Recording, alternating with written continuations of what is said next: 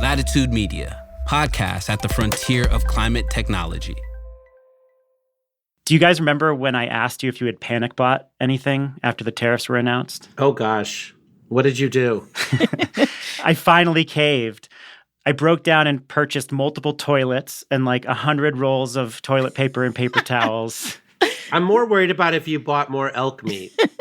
I just went. I'm finding the shelves are already starting to become depleted. I went on Amazon to get a headset, just a cheap headset for one of my kids, and the only ones you could get were used. And like, let me just tell you that the one thing you do not want to buy is a used headset. But a bidet. You should get a bidet. Then you don't need toilet paper. My wife did buy one of those like Japanese toilet seats. Well, this week we brought on one of the most respected market analysts to basically tell me if it was an irrational decision or not. Michael, what do you make of my toilet hoarding? Let's see. If you buy it on Amazon, you'll have to see whether or not Bezos decides to disclose what the Chinese tariff would be. What a way to celebrate Trump's first 100 days. From Latitude Media, this is Open Circuit. This week, we're asking the central question of the energy transition: how fast are we going? Wind and solar now account for the vast majority of new electricity capacity globally. And yet, when we look at the share of renewables in final energy consumption, they're increasing only incrementally around the world. At the current linear pace, meaningful decarbonization will take decades longer than needed. This week, we're joined by one of the most prolific and respected market analysts for a top-to-bottom view of how it's all playing out. What happens when transition ambitions hit economic reality? Our conversation with Michael Cembalest is coming right up.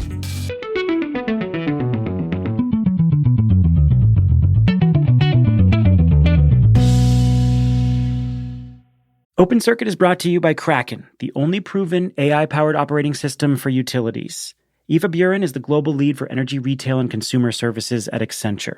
I love everything that has to do with customer, and it just gets me really excited. Eva has spent 3 decades obsessing over customer experiences, bringing that passion to utilities. When you look at the other service industries and other industries, how they are continuing to set the bar higher and higher, it becomes more of a competitive nature for all utilities to rise to that next level. But even as many utilities embrace the customer experience, they're often impeded by outdated technology. It's more about looking forward and looking at how can we have a technology stack that integrates complexities that have evolved over the years. It's time to optimize while driving that customer experience. That time is now. Kraken removes the outdated siloed tech that holds back most utilities. Their unified platform streamlines and enhances operations, meaning happier teams and happier customers for a fraction of the cost. Join leading utilities across the globe and redefine the sector with Kraken. Click the link in the show notes or go to kraken.tech to learn more. Open Circuit is brought to you by On Energy. Some industries simply can't afford power failures. Data centers, airports, manufacturers. When the power goes out, operations grind to a halt. That's where On Energy comes in. They design, build, own, and operate megawatt-scale battery storage to keep businesses running and grids stable. With proprietary energy management software and in-house expertise, they make energy more reliable, efficient, and resilient. Need backup? Peak shaving? Faster interconnections? On Energy has the solutions. Because when reliability matters, their track record speaks for itself. Learn more at on.energy.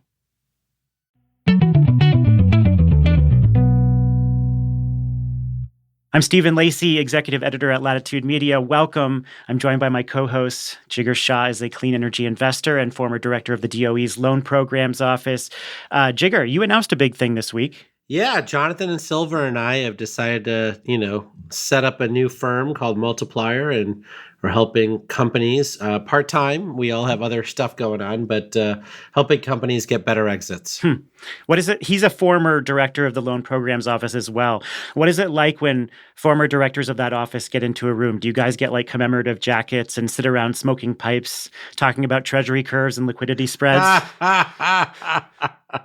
No, we're mostly just talking about, Senate hearings that made us uncomfortable. Katherine Hamilton is the chair of 38 North Solutions. Katherine, how are you? You were at the BNEF summit this week, right? We are. It's great. It was great to watch Jigar. And I was so excited about his announcannouncement. Last time, Jonathan Silver and I started trying to work together a few years ago, we were going to do a SPAC. And I'm really glad we didn't. So I'm really glad instead that he's teaming up with Jigar on this. You don't have to put yourself on the SPAC shame wall. Nope. You went to Jigar's panel with Neil Chatterjee. Did you heckle Jigar from the crowd?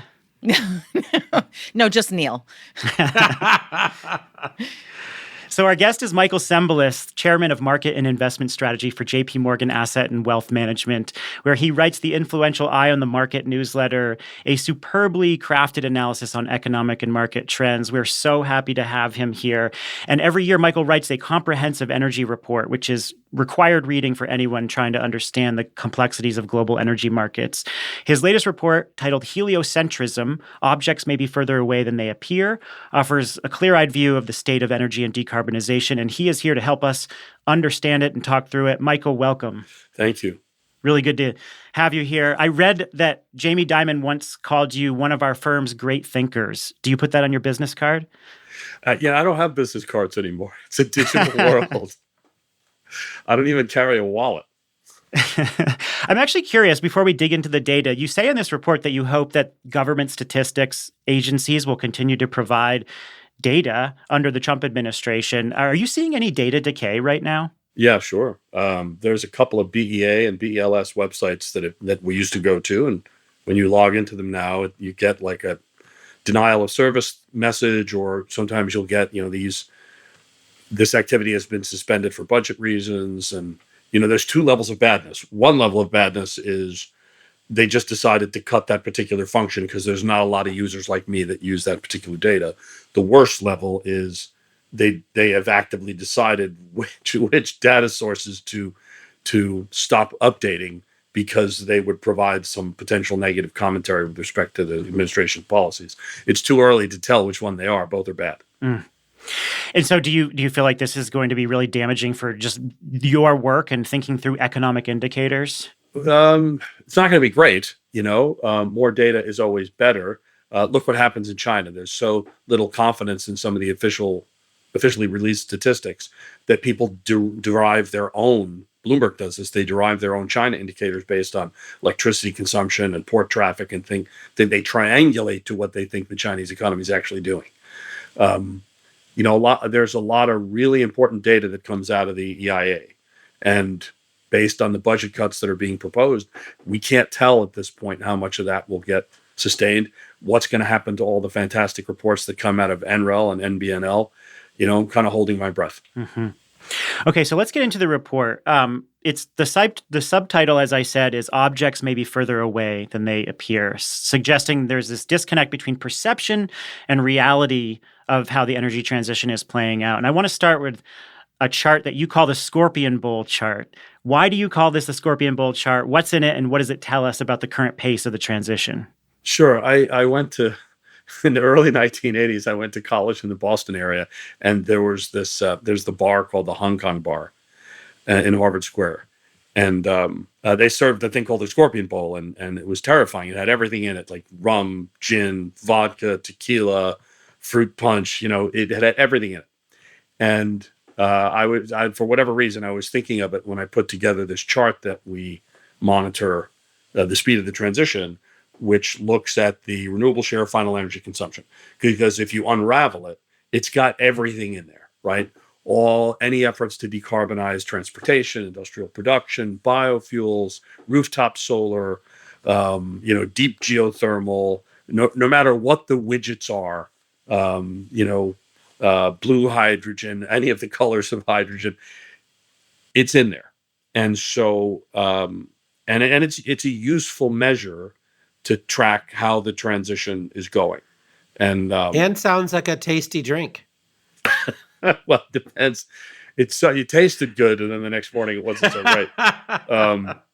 So if you look at that chart, the Europe's the global leader here, and it's rising at about 0.6% a year, and the U.S. is running at about half that pace.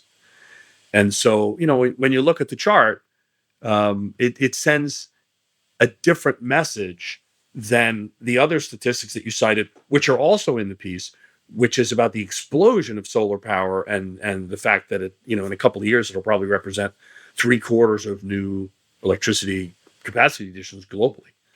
So part of the executive summary is, well, how can we reconcile these two things? Where on the one hand, you look to the left and you see this giant explosion of solar power and batteries and stuff like that. And then you look to the right at this other chart at the overall transition moving much more slowly. And, part of the purpose of this paper is to do the energy math to reconcile those two things because they're both true at the same time. Well, the one question I had was when it comes to investment, right? One of the big challenges you have in a transition is, yes, it takes a long time to actually see a transition. But the other piece of it is what investment decisions are people making now?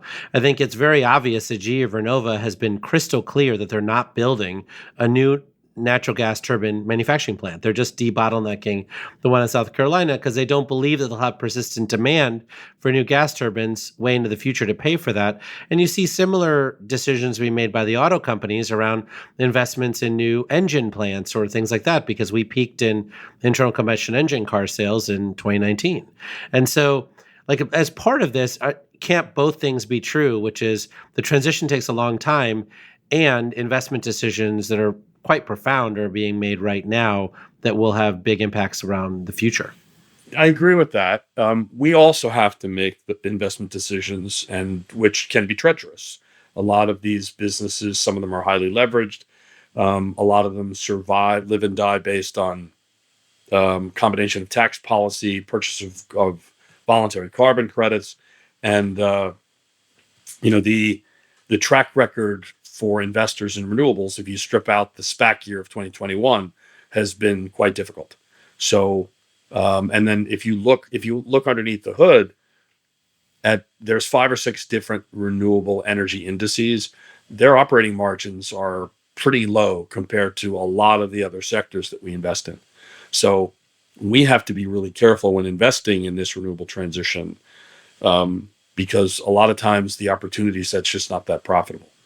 But just to push that one point one more time, I mean, if you look at the net cash flow or free cash flow from all of the fracking companies from 2009 to 2020, it was atrocious, right? Yes. I mean, you had Bill Ackman talking about, is this a Ponzi scheme in 2014, 2015? It wasn't until Wall Street took over all those companies in the COVID downturn, brought capital discipline to them, and then the price of oil went up during the Ukraine conflict that people were like, oh, we could print money with this thing. Yeah. The lack of capital discipline that you're citing was probably the worst example of a decade of lost money, worse than the casino build out, worse than the fiber build out, and worse than any kind of 10-year period in the capital intensive airline industry. It was incredible to see. But, with a dose of capital discipline, the free cash flow statistics for the industry that survived are much better now. It remains to be seen whether or not those potential dynamics exist for a lot of the renewable companies. I met a company, I sat with a company a couple weeks ago that's working on a certain kind of sustainable aviation fuels. And Jet A fuel costs about $2.50 a gallon. I said, how much is United willing to pay you for your sustainable aviation fuel? It was another 25 cents, $2.75. That's it. Their costs are $5 a gallon. So this company somehow has to be profitable through a combination of 45, you add the letter tax credits, and the sale of voluntary carbon credits to tech companies that want to use them against their Scope 3 emissions. That's a terrifying business model for somebody that's in my seat. So that's what we have to work through. I need to see companies that are getting the majority of their revenues from their core businesses rather than these other sources. Let's walk through some of the sticking points. There's a few that I want to get to. Let's see if we can get to them. There's the slow pace of electrification, transmission, equipment shortages, and then rising costs across the board. Katherine, did any of these sticking points stick out to you? Yeah, interestingly, so I'm the executive director of the Thermal Battery Alliance, and so this is a group of companies that are doing thermal batteries that produce heat for industrialization and all kinds of industrial processes. And the whole goal of these folks is to take electricity when it's the cheapest. So when you're overproducing wind or solar, store it, and then produce heat, and they can keep it for as long as they need. These are long duration storage technologies, and then provide heat cheaper, ostensibly than natural gas to industrial customers.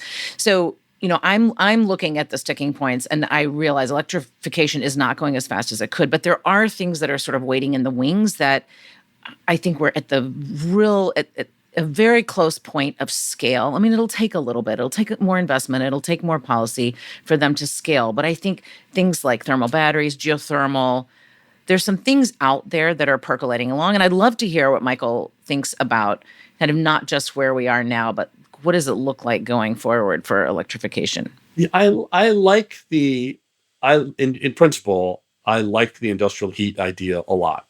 An enormous amount of industrial energy use is used for things below 200 degrees centigrade. And, people have this vision that it's all kind of at the 800 to 1,000 degree level, but it's not. So there have been different studies, but something between a half to, let's say, 3/4 of all industrial energy consumption is taking place at lower temperatures, which can be provided a number of different ways. The issue I have with the premise that you cited is, like, look at ERCOT. They don't have capacity payments for batteries. And, we looked at some investments in this space, and I said, but wait a minute, the arbitrage looks great. But what happens when everybody else starts doing the arbitrage? It's going to disappear pretty quickly. I've seen this in commodities in terms of the slope of the curves. I've seen this in commercial real estate. And so, yes, there are places in the country right now which have negative power prices. For example, in the Midwest, I've always been mystified why data centers don't locate there. But, the more people start doing these things where they're taking advantage of lower overnight power prices, some of those arbitrage opportunities are going to get arbitraged away. But I would love to. Yeah, I think it's one of the best premises of all the things that are waiting in the wings to use this kind of industrial heat storage and then later deployment. As long as your battery round trip efficiency is above 85%. The one thing I'd say, though, just to follow on that question, is I hear what you're saying, which is that the structural transition is going more slowly than people are necessarily like sort of hyping. But one of the things I'm curious about is once the cost of things actually comes down, then when an external shock to the system occurs, you could imagine things happening faster. So like when you think about Pakistan and just how terrible the coal plant was that the Chinese built and didn't work and whatever, and then they had an electricity crisis, they got 22 gigawatts of solar installed without anyone really even noticing until GIS mapping found it. And, now the cost of solar panels in Pakistan are cheaper than plywood. Yeah. The good news is all about the speed of the decarbonization of the existing grid. Like almost everything I see that falls into the category of a faster transition has to do with the existing grid. The stuff and the stuff that's moving at a snail's pace is using the existing grid for more applications. It's essentially home heating and industrial energy use, and to some extent the vehicles and shipping and aviation and things like that. Right, but I guess what I'm saying a little bit differently is that I think that the people that are running our energy system right now are not as thoughtful as they used to be, and that can lead to external shocks to the system, right? That could lead to far longer times after a hurricane for people to, reconnect, right? I mean, like the president just denied FEMA assistance to Arkansas, right? They just denied FEMA assistance to North Carolina. If some of that happens and people are without power for an extra week, like you could see a huge transition to solar plus battery storage because Generac has 8-month waiting lists. Right? And so you're in this weird spot right now where in some ways, the fact that like these transmission lines are getting demonized like Grainbelt, right? When like they should just build the damn transmission line, right? Means that some of these shocks not just in the United States, but around the world, are going to lead to these like bursts of deployment. Yes. And certainly the kind of doubling of gas, combined the CCGT plant cost per kilowatt over the last couple of years will also accelerate some of that. My approach has generally been, when I started doing this 15 years ago, I was overwhelmed with all of these hockey stick forecasts from BNEF and McKinsey and Vinod Khosla on cellulosic ethanol. And I just kind of decided at some point, I'm going to stop looking at all these hockey stick projections, and I'm going to focus more on the near term of what we can see happening, because it's in some ways it was more informative about where we were going next. And so I'm perfectly willing to assume that we'll start seeing this stuff, and we'll be actively monitoring it. But you know what? On rooftop solar, at the same time that those trends are taking place, you have more and more states moving away from fixed compensation for midday solar, moving to time of day pricing, right? And that's going to extend your payback period, right? In states like California and New Mexico, and so that's another kind of trigger point where right now states in the Northeast don't really have to worry about how much they're paying rooftop solar customers for midday solar, but they one day will, once it gets to be a large enough part of the grid. And look, California is already talking, Severin Bornstein writes about this. California is already debating whether or not to means test electricity bills based on income. Okay, so let's talk about two other bottlenecks: equipment shortages and transmission. I know, Katherine, that you wanted to talk about transmission quickly. So what jumped out at you about transmission? Yeah. So being here at this Bloomberg Energy Finance Summit, there's been a lot of conversation about transmission, specifically this Champlain Hudson Power Express, which is the line that Quebec Hydro is bringing down, otherwise known as Chippy. They first announced it in 2010, and it is finally going to be energized by 2026. It's about 75% complete, and it's supposed to, when it's done, provide 20% of the electricity to New York City, which is amazing. That is a long time, from 2010 to 2026, to build a transmission line. Michael, what can we do? What do you have to say about that? Right. And you say that transmission is stuck in a rut here in the U.S. By the way, when I started doing this a few years ago, of all the data that was the hardest to find, good hard data on the growth of gigawatt miles of grid expansion is the hardest thing to find. There's not a lot of good sources for it. And we finally kind of have cobbled together a few of them. And when you look at that chart, instead of rising, it's going down, right? A few years ago, the miles added to the grid were much higher than they were. It's been steadily declining at a time when people think it should be rising. So it's going in the wrong direction. This gets into 100 years of U.S. industrial history and the use of eminent domain to build the interstate highway system, fiber optic grid, the railways, civil and military aviation installations, benefited from substantial federal eminent domain and legislation at the congressional and state and local level to make it happen. And also a world where there were a lot fewer environmental impact statements, which is one of the ironies here, is that a lot of environmental protections have been used to block these renewable transmission lines from being built. This is public information. We have the Anschutz family in Wyoming. They own some wind farms. And they've been trying to build this Northwest Passage power line to the California-Nevada border. They put a shovel in the ground last year. It's year 18. 80% of the project's on public lands, and Obama, quote unquote, fast-tracked it. And that's how long it took for them on the 20% of the non-public lands to kind of sneak their way through and get the thing built. So, now, Chris Wright has said publicly that he plans to focus on this intently and that they will be able to make some headway here. But I have attended transmission line breakout sessions at energy conferences for the last 11 years. So I'll believe it when I see it, because there really is a very complex maze of federal, state, and local things that have to be overcome to build out the grid.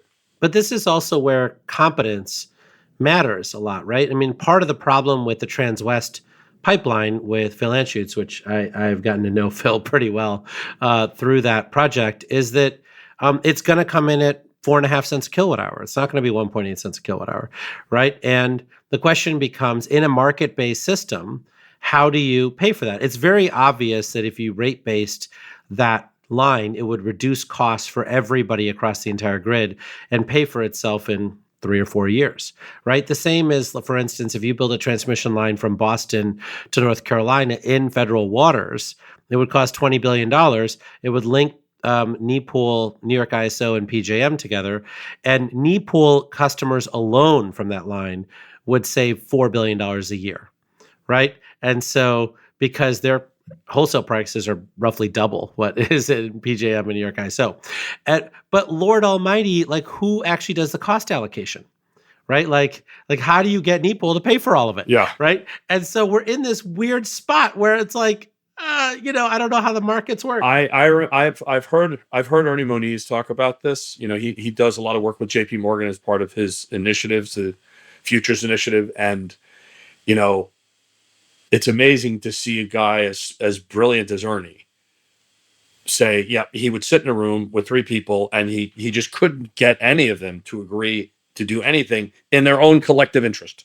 And that's why I think you're going to need the same, how the Mountain Valley pipeline thing got built. Now, not everybody's in support of that, but that took explicit legislation that was written to kind of prevent anybody from interfering with it. Last year, there was a big hydro recovery in terms of capacity factors. But 2 years ago, it was a super warm year and the hydro capacity factors globally plummeted. What's unclear is, in a bad hydro year, whether or not that pipeline will be subordinated to Canadian hydro consumption. I don't think they have a senior claim on hydro generation. So my gut feel is that New York City would end up being kind of subordinate to whatever local consumption of hydro was taking place in a weak hydro year, but we'll see.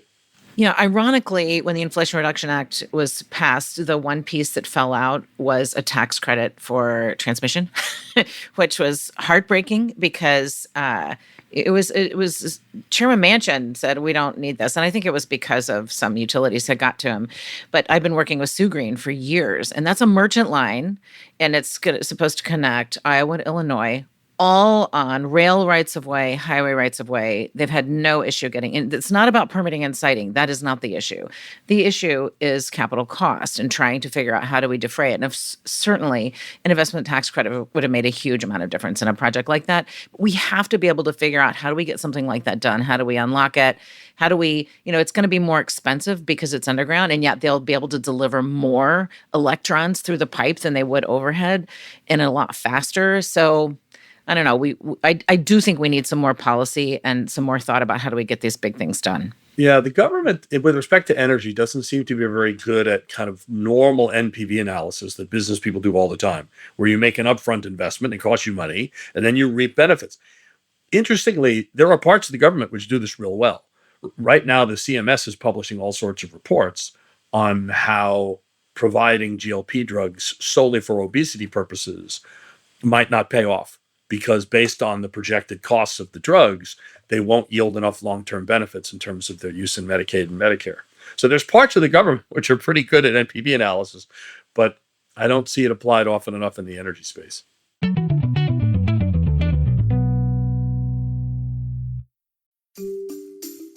Open Circuit is supported by Kraken, the only proven AI-powered operating system for utilities. Earlier, you heard Eva Buren, a managing director at Accenture who works with global utilities on improving customer experiences. The effortless experience is something that is critical when I think about a customer experience. But today, many utilities rely on siloed teams and cobbled-together software for billing, metering, and customer service, for example, which can raise operating costs and create poor customer experiences. I, as a customer, expect you to treat me with that full view of my interactions with you. But from a utility perspective, all of those pieces of products might sit in different groups within the utility, and I might not have insight into that when I interact with you, serving you as a customer. Enter Kraken. Kraken removes those barriers by bringing together everything a modern utility needs to serve customers in one purpose-built platform. What's really exciting is that I'm starting to see the unified platforms that provide one place where all the customer information is housed and one place where all the channels can interact with and pull the information, allowing agents to serve the customers, allowing customers to serve themselves from a digital perspective. It's served up for me. And that is what Kraken does best. Unifying and streamlining operations means happier teams and happier customers while significantly reducing operating costs. I've seen results both from a customer satisfaction increase perspective, net promoter scoring increase, as well as cost reductions. Click the link in the show notes or go to kraken.tech to learn more about how Kraken is transforming operations for leading businesses across 30 countries. Open Circuit is brought to you by On Energy. On Energy is one of the fastest growing battery storage IPPs, delivering storage solutions for utilities, enterprises, and critical infrastructure. With 300 megawatt hours deployed across 65 projects, their proprietary battery solutions are helping bridge the gap to a future where energy is abundant, clean, and resilient. With a vertically integrated approach covering design, financing, software, and operations, On Energy seeks to make storage simple. Building on this expertise, On Energy is now expanding its focus on the data center market. As energy demands grow in an AI-driven world, On Energy is redefining energy infrastructure because downtime just isn't an option. Click the link in the show notes to learn more or visit on.energy.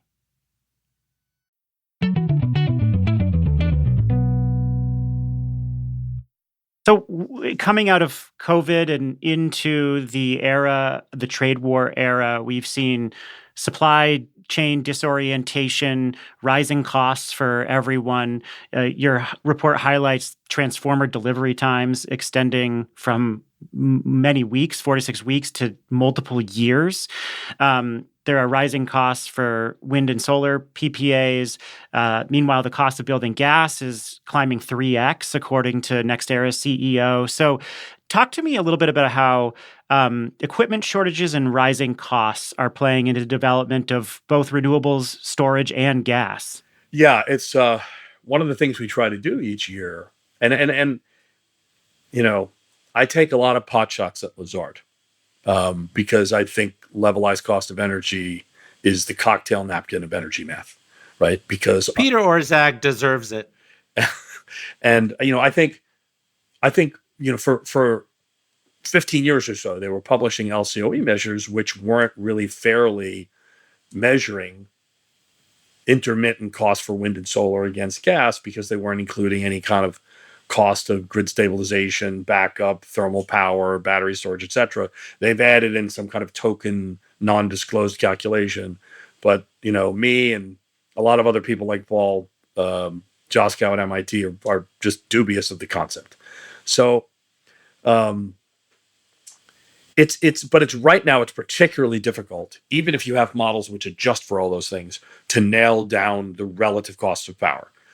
As you mentioned, you're getting skyrocketing costs for transformer equipment. In the PPI report in the U.S., the Producer Price Index has about 47 items in it. The number one increasing item over the last 3 years has been anything related to the grid, transformer equipment and things like that. At the same time, you have these skyrocketing costs for the gas turbines. There's an organization called Level 10 Energy, which tracks the PPA prices for wind and solar. Those have been going up. So there's just kind of been a generalized increase in everywhere you look. And so it's difficult right now to kind of say, I'm going to put a post in the ground and tell you exactly what the cheapest grid would look like based on levelized cost estimates, in the moment. And we'll have to see. The markets work pretty well. The decisions that the big utilities and independent power producers make over the next few years will tell you a lot. I thought the decision to kind of resuscitate some of the closed but not decommissioned nuclear plants, there's only a couple of them where that's even feasible, that told you a lot about the demand for power, because they wouldn't be doing that at the cost they're doing it if it was that easy to build behind the meter wind, solar, and battery. Yeah, it's super interesting because it kind of also depends on your goal. What are you trying to get out at the other end? So I work with a microgrid company that said, a few years ago, our clients were coming to us because they wanted to reduce greenhouse gas emissions. They had all these sustainability goals, and then that evolved to more resilience, reliability, flexibility, especially in California with all these communities and you know public safety shutoffs. And now they said, we are getting orders just because people need electrons. They just need electricity. That is the entire goal. Yeah, sure, they love sustainability and they want resilience, but they need power more than anything, and they need it fast. Yeah. I would say, in as a general answer to Stephen's question, this import substitution approach that the administration is using, of which tariffs are just one part, has a poor track record in places where it's been deployed. And if you look at the tariffs on capital goods imports are just as high as they are on consumer goods imports. So if the administration, when they claim that they're kind of primary focused on excess consumption and they're trying to not mess up intermediate business and supply chains, I don't see any evidence of that, because I see plenty of tariffs and other kinds of costs for the exact kind of capital goods that feed into the energy infrastructure. Yeah, I mean, the one thing I would push back on, though, Michael, is I think that the level 10 data that you're referring to, a lot of the reason why solar and wind have gone up in cost, and they really should go up in cost, is because they've added battery storage. And so a lot of the $30 per megawatt hour stuff had no battery storage, which I would suggest was suboptimal for grid interconnection, because you were suboptimally using the interconnection point that you were given. And one of the arbitrages that I think is going to be fascinating over the next 6 years, because of what you just said on the trade tariff piece, is I think you're going to find that Brookfield and NextEra are going to find that the most profitable thing for them to do is actually just repower their old solar sites that have 13% efficiency panels with 23% efficiency panels, add 4 to 5 hours of battery storage, and use the exact same interconnection point, but double the capacity factor from 25% to 50%. Yeah, I agree. Look, at the end of the day, all of those solar statistics that you're citing and that we cite in the executive summary of the piece, the economics are driving that way more than, the existence of the PTC or ITC in isolation. Now, we haven't talked about it yet.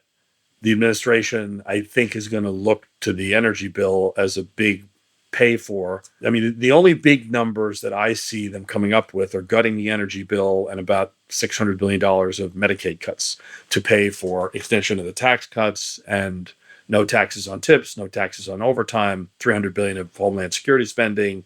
And we're looking at various iterations of the reconciliation bill, but most of them involve clawbacks to the energy bill. We get the sense at this point that most of the clawbacks are going to be focused on EV credits and infrastructure, but with this group of people, who knows? And interestingly, Michael, we find with Congress, with the Inflation Reduction Act, that there's this comorbidity factor with the tariffs, because you're going to do it both. You're going to crush it in two different ways. And so we're finding Republicans starting to push back a little bit more on the Inflation Reduction Act.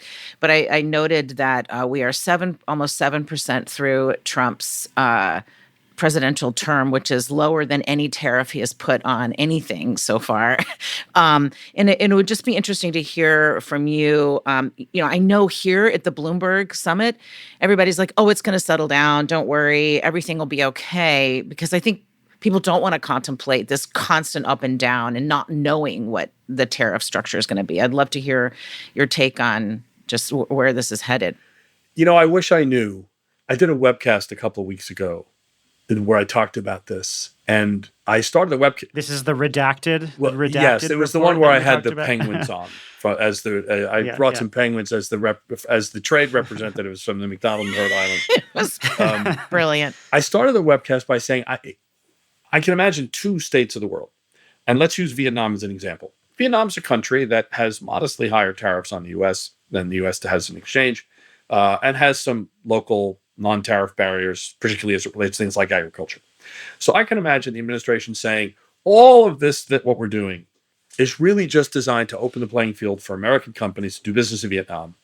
And if we can get them to dismantle a lot of their tariff and non-tariff barriers. We'll do the same, and life goes on.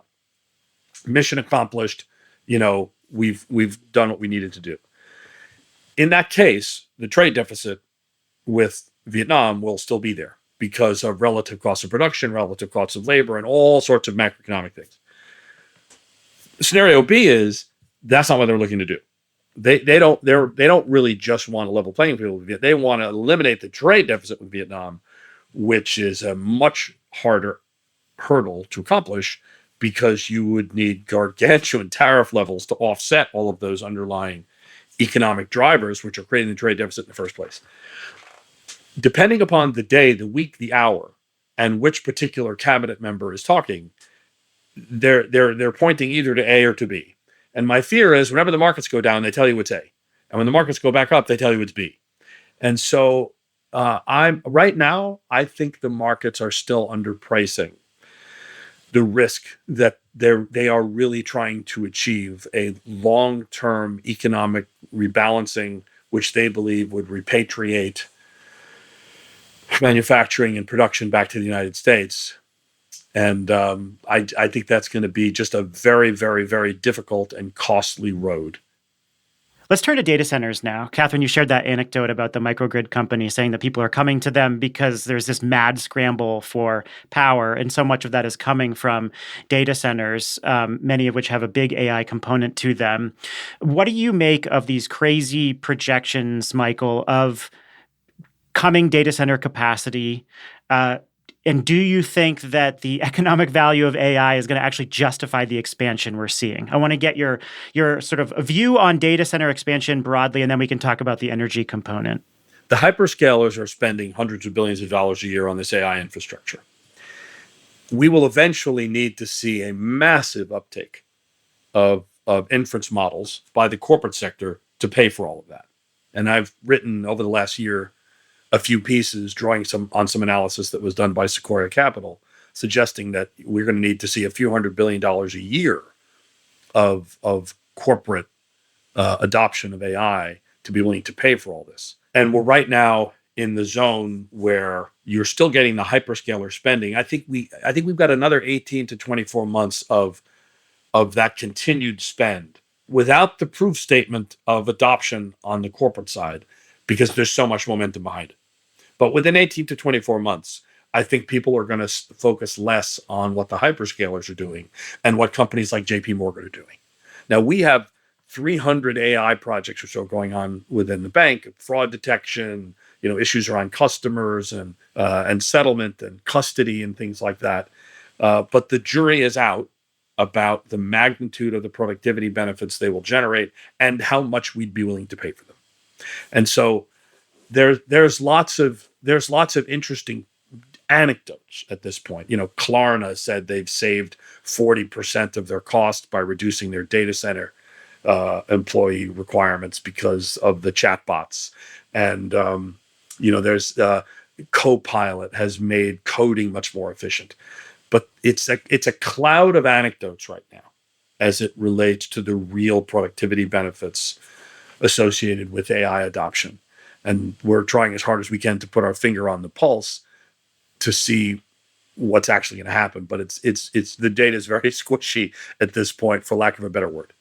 Now that brings us to I'm assuming your next question is about all of these energy consumption forecasts. Yes. What do you make of them? Well, first, if you go back to 2007, the last time there was this skyrocketing perception of electricity demand, you roll the clock forward and U.S. electricity consumption is unchanged versus what it was in 2007 for reasons of, efficiencies and things like that. So now this time around, you're looking at not just the data centers, but electrification of some degree of home heating through heat pumps and also electrification of vehicles. And so it does seem like there's going to be some grid growth. But there's a huge gap between some of the really ambitious forecasts and some of the lower forecasts, which have different implications for what kind of grid build out you'd need. From the 50s to the 90s, we had rapid growth in electricity consumption in the United States and generation. But that was an era when it was, gas, nuclear, and large gigawatt level plants. And this time around, we'd be trying to do it with smaller renewable and batteries and things like that. I'm going to take the under, which is my sense is that the cost of doing this is going to be so prohibitively high that it reverse forces certain kind of engineering efficiencies into AI energy consumption that will lower their practical demands on the grid. Because I don't think for example, I don't think the Talon Energy Amazon deal will be done in the future. A lot of my colleagues at the bank don't like it when I say that because they think it's perfectly within Talon's rights to do what they did. I just think the public optics are very difficult, and it's going to be difficult to do stuff like that. As I mentioned, you can count on one hand the number of nuclear plants that can be recommissioned that haven't really been actively dismantled yet. So that's not going anywhere. TerraPower, 2035. Small modular reactors, I don't know if that's ever really going to happen. So I'm skeptical about SMRs for reasons we can discuss. So when you look at all of those pieces, I think it's going to put pressure on the AI industry to figure out much more efficient ways. And look, DeepSeek, there's still a lot we don't know, but DeepSeek showed you that you could generate at a lower cost and lower energy consumption AI results that were not that different from some of the Gemini models they're competing against. Yeah, it was super interesting. On yesterday, the president of Schneider Electric on a panel said that they're really focused on making data centers more efficient, citing them where they're distributed energy resources available or easy to install, where there's good water management. And this is like getting to what Jigar talks about all the time. They are building DERs and trying to get and that helps get interconnection lowered to like 3 years rather than forever, and doing virtual power plants. And so they're sort of thinking about that. How do we get these things on where it is cheaper and you're not waiting a decade for a gas turbine to show up? Yeah, I mean, it's amazing when you look at the map of negative power prices, not just in the United States, but other countries. There are opportunities there in terms of taking advantage of that for the data center industry. Yeah, there's a couple of pieces here. One is that I think it's important to separate data center growth from AI growth.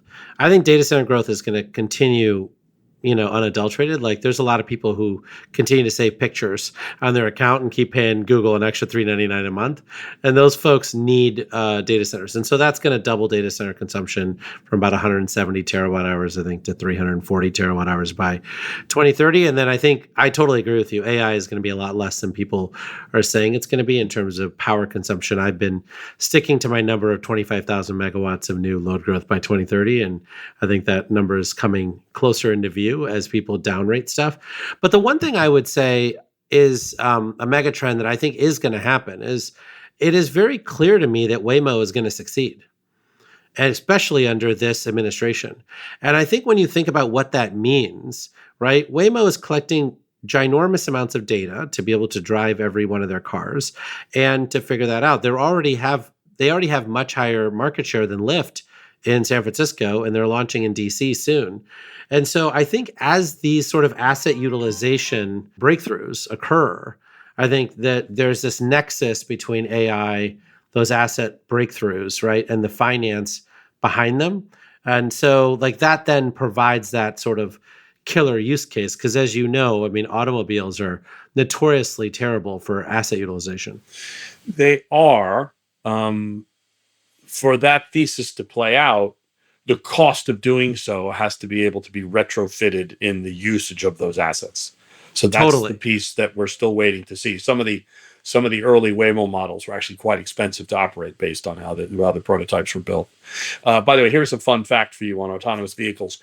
Of the many DOGE cuts that have taken place to the government, shockingly, and you can draw your own conclusions, in the National Transportation Safety Administration, the cuts fell disproportionately on the department that oversees the safety and operation of autonomous vehicles.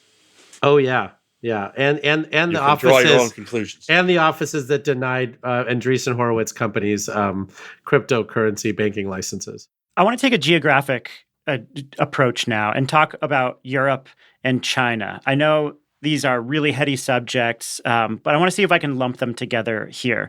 Europe, of course, now gets 50% of its electricity consumption, showing, as you say, what's technically possible with grid decarbonization. But, energy prices in Europe are 2 to 4 times U.S. levels. Manufacturing output is declining substantially in energy-intensive sectors. So there are some real challenges in Europe right now. And I want to unpack what those challenges are and how what it means for Europe's economic outlook. And then I want to get your read on what the story of China is. So obviously a country that dominates renewable energy and battery storage supply chains. It is decarbonizing final energy consumption actually faster than the U.S., but slower than Europe. And I want you to kind of characterize the state of China's energy transition as well. So let's take those together. Okay. Well, on Europe, like when you come home and there's a broken window and then like the dog gets blamed. Now, maybe he was involved or maybe he wasn't. The renewable transition tends to get blamed for a lot of ills in Europe, some of which are accurate and defensible, and some of which aren't. Europe is undergoing deindustrialization, particularly in Germany and in the UK, that have a lot of factors involved. A lot of which is the competitiveness of Chinese vehicle exports, some of which has to do with the cost of imported natural gas, some of which have to do with the cost of duplicated electricity generation capacity in the Energovine transition in Europe.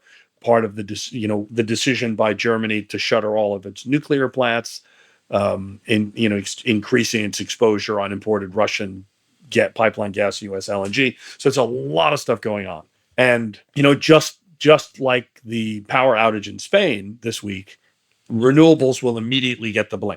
And whether or not they deserve it is a different question. If you want to talk about the grid inertia issues, we can do that.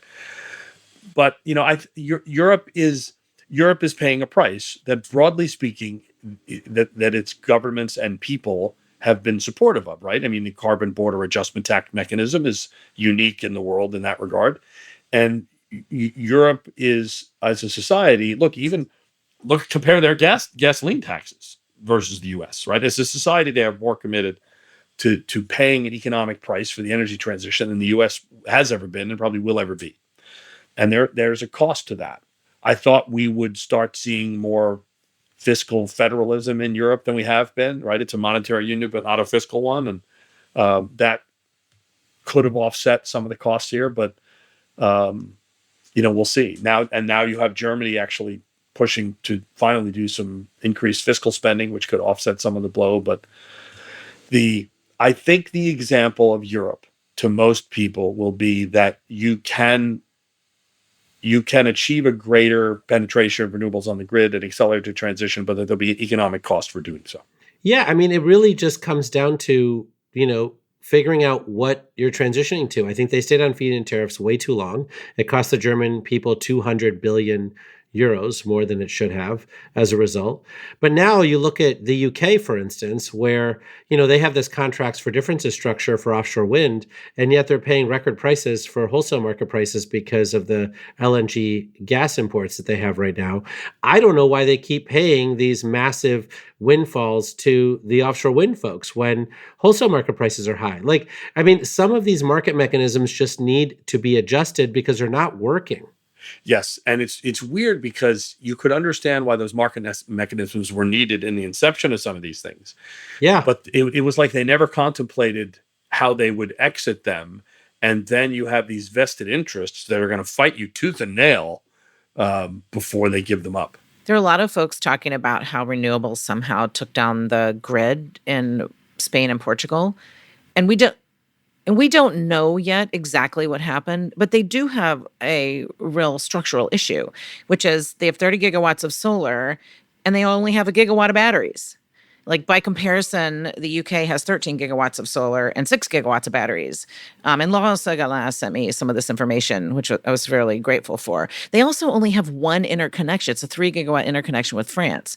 And so part of what Europe desperately needs to do. And this happened with France 3 years ago where they were about to go down, but their interconnections were so strong. They had 20 gigawatts of interconnections that they were able to stay up. And I think that is part and parcel of what needs to happen there. It's like what we've done with our organized markets and interconnections in the US. We have they have to be able to use solar and batteries. They have to install batteries, but they can do it as long as they have the right interconnections. Regardless of what ends up being determined here, and it could easily have been nothing to do with solar and some kind of equipment failure on protective equipment and circuit breakers and stuff like that. There'll be some fairly modest cost infrastructure improvements, grid forming inverters and stuff like that for everybody who thinks that the solution here is to go back to a gas dominated grid. That's not what Spain's going to do, and that would certainly not be the cheapest solution for them. So, making some modest grid investments that deal with issues around frequency regulation and low voltage conditions is where they're going to go here. And I think this will be a useful episode for them to deal with in other countries, but it doesn't really change the viability, I think, of electricity grids with high contributions from renewable energy. I don't think it does that. Mm. So what do you think the story of China is? Well, when you look at China, you have to make a decision whether or not your chart's going to be as a percentage of something or in megajoules. Because as a percentage of energy consumption, China really looks, like it's making a lot of progress. The problem is that in absolute terms, they're just consuming more of everything, right? More renewables, more coal, more gas, more oil. And so now I think the pace of that is going to start to slow along with the Chinese growth. But, Chinese CO2 emissions haven't come down, right? In absolute terms, they're still rising. And China has effectively been investing in a lot of renewables, which are meeting incremental demand growth on the grid. I think that's the best way to look at it. Which I think your report basically says is true globally, that like renewables basically helps with growth. It has a hard time with baseload. And I think the real interesting thing with China is they have 30 nuclear plants under construction. And when those 30 nuclear plants come into service, the question is, does their coal consumption go down? And a lot of people are saying that it will. I mean, including the Chinese government is saying that it will, that's what they're waiting for. And if that happens, then the question is, does that then send a clear signal to India and other people that scaling up nuclear is the way to go to, offset coal? Yeah. Whenever I go to energy conferences, there's always so many panels on nuclear, right? And there's tons of excitement now about modular reactors, thorium reactors, fast breeders, and, low, high gas temperature reactors. Are we talking about family planning or nuclear designs? Nuclear. And I have this very simple chart that looks at both the cost and time to build of nuclear plants in the emerging world and in the developed world. And of course, the costs are multiples higher and the building timeframes are double. Diagnosing those differences is probably one of the most important tasks ahead of the developed world if they want to pursue this nuclear renaissance, which you keep hearing about, but which in practice is not really happening. So a lot of people conjecture on how much of it is just lower cost of labor, how much of it is regulatory, how much of it is lower costs of concrete, how much of it is other oversight and procedural issues. I don't really know. I will tell you something. Yeah. But all of which is interesting. But my point is just simply that even if you don't believe that the West can build nuclear, if China successfully builds 30 nuclear plants, which I think we all believe that they will do, the question becomes whether that dramatically changes the trajectory of their carbon emissions. I think it probably would. I think at that point they would continue to use renewables to meet incremental demand growth, and that you would get them canceling out a lot of coal that's certainly used for residential heating in China with some of those legacy systems that have been around for 100 years. I think it would. The thing about China to remember is something like 40 to 50% of its critical mineral industry is unregulated, right? So think about a regulated critical mineral mining and refining operation in China. And now imagine an unregulated one and all the pictures you've seen of fluorescently colored Chinese rivers. Part of the speed of the Chinese energy transition can be directly attributed to regulatory issues and things like that, which is the polar opposite of you have in the United States, where it would probably take 12 to 15 years to get the permit to develop a lithium mine in terms of both production and refining. So I want to tie this all together and get your take on how you read this phase of the energy transition. I know I've seen some writing about your report, and people label it energy realism. Earlier this year, let me give you an example.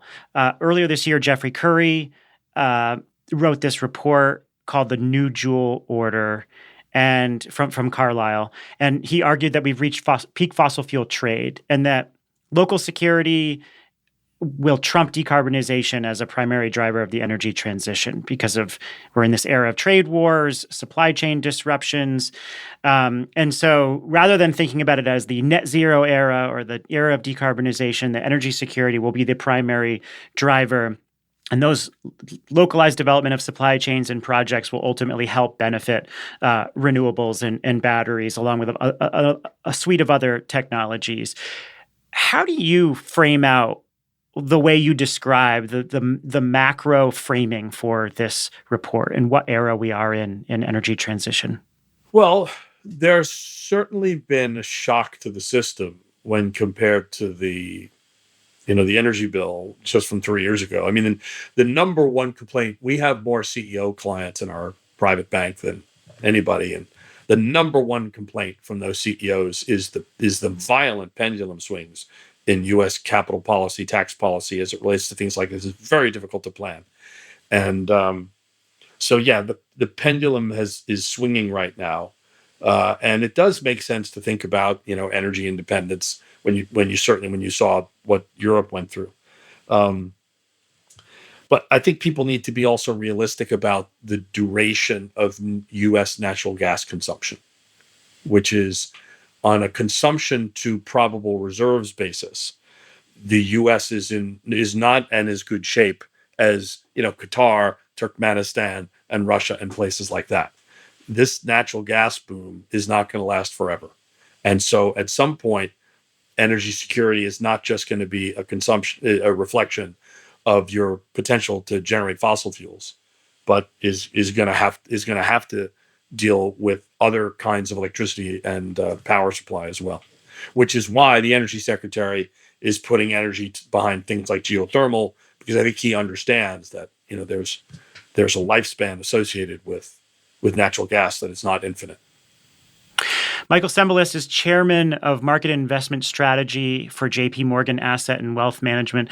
Michael, this was a fantastic conversation. I really love your writing, your analysis, and this report in particular. So thank you for coming on the show. You're welcome. It was a lot of fun. Make sure to check out Michael's Eye on the Market newsletter. We're going to provide a link to his recent energy report in the show notes and to Eye on the Market as well. Katherine, good to see you. You're going back to the BNEF conference now? I am, yes. And thank you so much, Michael. I'm just going to commend your reports to everybody, because not only are you smart and use data, but you also have a good sense of humor. Yes, your wordplay is fantastic. Jigar, great to see you. You're going back to the conference as well? I think so, but mostly I'm just going to turn on the lights so that I'm not so dark in this hotel room. Because you can only hear Jigar. He's been looking like he's in the witness protection program with like dark background and a light blinding his face. And